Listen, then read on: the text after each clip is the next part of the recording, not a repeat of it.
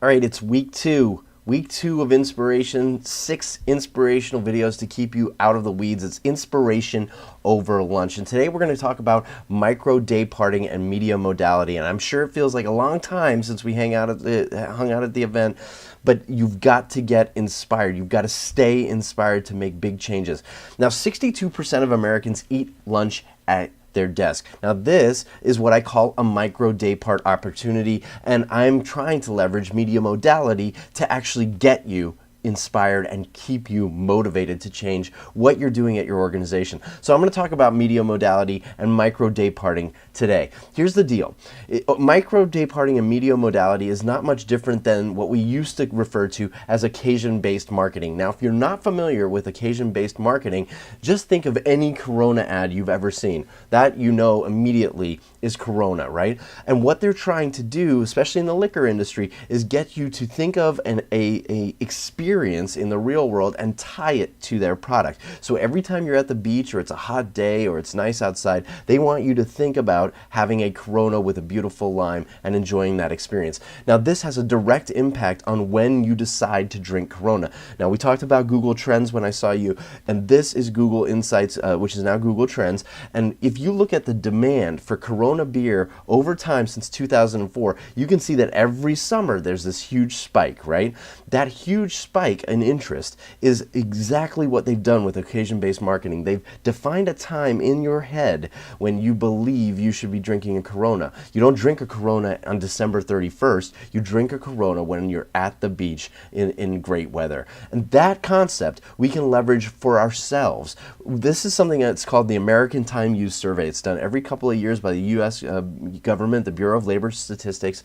And what they've done here at the New York Times is taken all the data from hundreds of thousands of people who filled out a survey about what they do during the day, and they've compiled it into a beautiful interface. So this is 2008's data, but what it shows you is minute by minute what people do all throughout the day. And this is a great opportunity for you to start thinking about micro day parting and media modality. If you're not familiar with day parts, in the radio industry, it's a really easy example.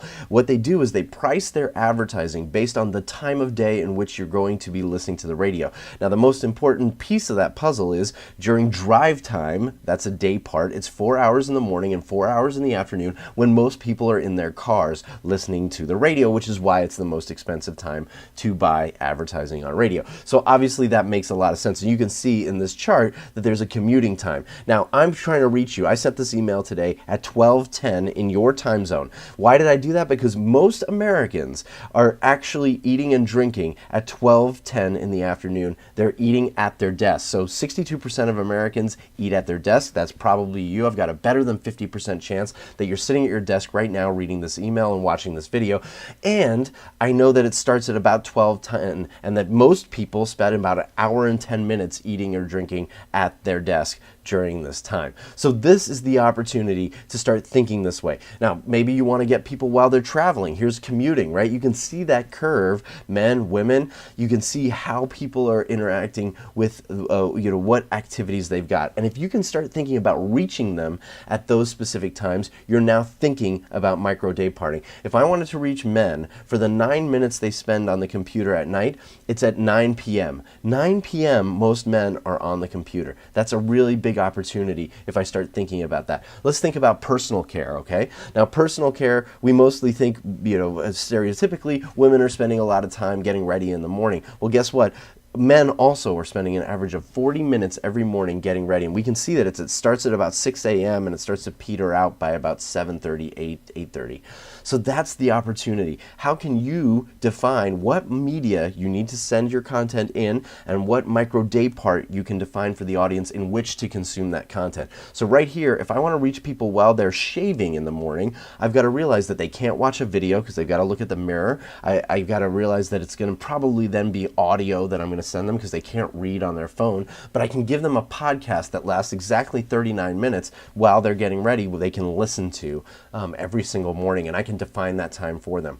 Now this is a company called Zazu. Now Zazu was an app built for your iPhone way before Siri started. And Zazu was all about your wake up time. It was the world's smartest alarm clock, right? And so when it went off, it actually would then start to talk to you. It would read some articles to you, your favorite articles. It would tell you your first calendar appointment or what you were going to be doing that day. It would tell you the weather. And the reason this is interesting is because they owned that minute you wake up, right? As soon as the alarm went off, that content was now in your ear even while you were still trying to get out of bed.